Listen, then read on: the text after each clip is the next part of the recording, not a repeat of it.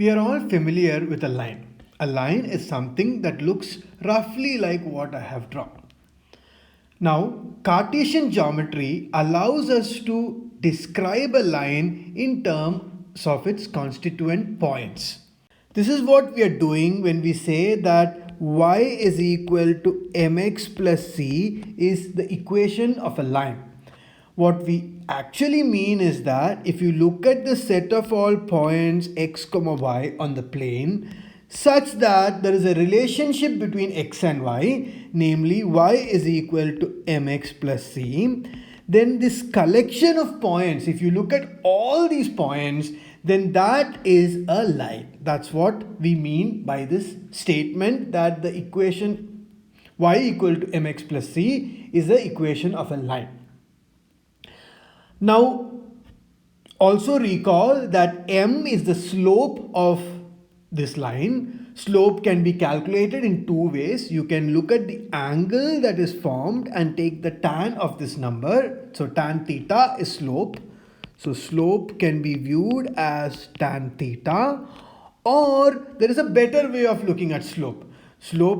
Another way is you take 2 points on this line, namely x1 comma y1 and x2 comma y2. Then you look at the ratio y2 minus y1 divided by x2 minus x1. And m stands for the slope of this line. There is another constant, namely c, and c stands for the y-intercept. That means it is the point where the line intersects the y-axis. So these are the two constants that are involved in this equation, the slope and the y-intercept. Now notice that not all lines can be represented in the form y equal to mx plus c. For instance, if you look at the line x is equal to c, that is not of the form y equal to mx plus c. The easiest way to see this is because you cannot see a y in this equation. Now let us understand this a bit more conceptually. The red line that we have drawn here is an example of a line that has equation x equal to c. Of course, if you take different values of c, you will get different instances of the line x equal to c. Now, what is the slope of this line? Notice that the slope of this line is tan of 90, which is not defined, or it is y2 minus y1 divided by x2 minus x1, but x2 and x1 are equal. Hence, you will get division by 0, which is not defined. So, in both ways, the quantity m is not defined. Similarly, this line does not intersect the y-axis. So there is no y-intercept either. So c is also not defined. So this is another way of seeing that the line x equal to c is not of the form y equal to mx plus c. Now there is a third way in which we can see this. In the equation y equal to mx plus c, the value of y depends on the value of x. However, in this line, for the same value of x, we can have various values of y. In fact, any possible value of y is accepted. So this implies that x equal to c is not of the form y equal to mx plus c. So a general line has the form mx plus ny is equal to c, where m and n are not both 0 simultaneously. And when n is non-zero, then we can write y is equal to minus m by n into x plus c by n. And this is of the form y equal to mx plus c, right? The minus m by n is the slope and c by n is the y-intercept. Similarly, if m is non-zero, then we can write x is equal to minus n by m into y plus c by m.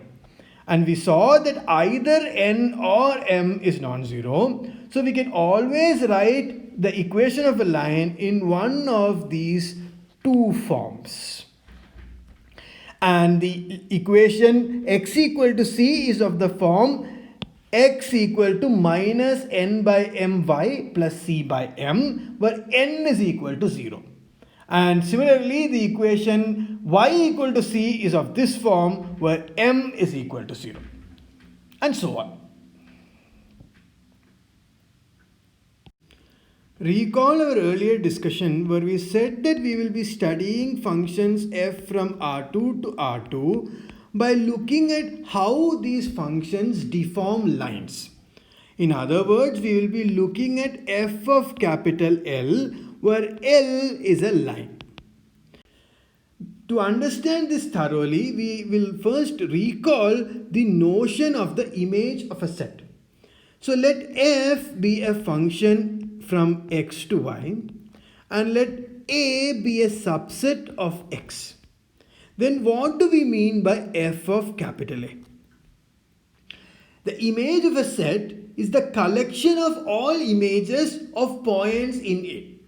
In other words, if small a is an element in capital A, then we are looking at f of A and we are doing this for all elements in capital A. In other words, we are looking at the collection of f of A for all A in capital A. This is the definition of the image of a set. Given this definition, now we want to understand f of L. So what would f of L be? F of L would be equal to the set of all f of x comma y such that x comma y belongs to the line L. Now let us fix a line. Suppose our line had the form L is equal to set of all x comma y such that mx plus ny is equal to c. If this is our line, then what is f of capital L? F of L is, as we saw before, it is f of x comma y such that x comma y belongs to L. But when will x comma y belong to L? X comma y will belong to L if and only if mx plus ny is equal to c. So this would be the form of f of L. Now let us look at some example to get a better understanding. The first example is a function f from R2 to R2 defined by f of x comma y is equal to y comma x. Let us see what is the image of a line L that is given by the set of all x comma y such that mx plus ny is equal to c. The image of this line f of L would be the set of all f of x comma y such that x comma y belongs to L, or in other words mx plus ny is equal to c. But notice that f of x comma y is equal to y comma x, and therefore f of L is the set of all y comma x such that mx plus ny is equal to c. Let us look at one more example. Let f be the function from R2 to R2 defined as f of x comma y is equal to x plus y comma y minus x. And let L be the line consisting of points x comma y such that mx plus ny is equal to c. Then f of L is equal to the set of all f of x comma y such that x comma y belongs to L, or in other words mx plus ny is equal to c. Once again, notice that f of x comma y is equal to x plus y comma y minus x. Therefore, f of L is equal to the set of all x plus y comma y minus x such that mx plus ny is equal to c.